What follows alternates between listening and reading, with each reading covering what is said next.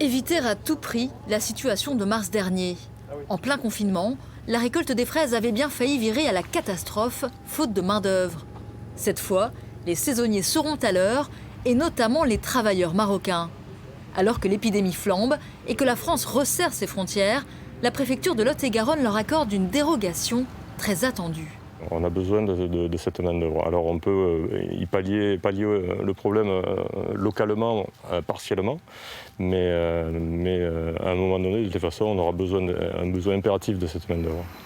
Une procédure d'exception aux conditions strictes. Tous les travailleurs saisonniers sont testés obligatoirement à leur arrivée sur le territoire national et notamment en Lot-et-Garonne. Et en fonction du résultat, bien évidemment, septaine obligatoire. Et si jamais le test est positif, ils devront respecter 7 jours supplémentaires de mise à l'isolement.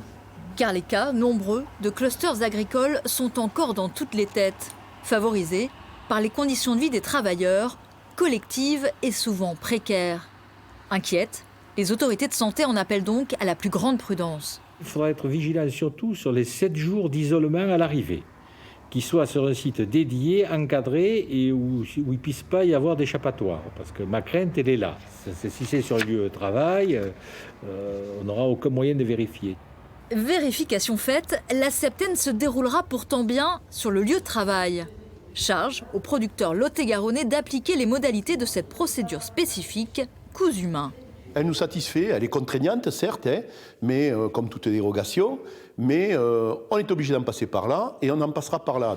Chaque année, 1 millier de Marocains transitent vers les vergers du Lot-et-Garonne. Face au Covid, l'agriculture devra-t-elle revoir les conditions d'accueil de ces travailleurs étrangers? Au printemps dernier déjà, après les clusters constatés dans les Landes, l'Agence régionale de santé de Nouvelle-Aquitaine prévenait: le logement des travailleurs saisonniers en promiscuité ne peut plus avoir lieu.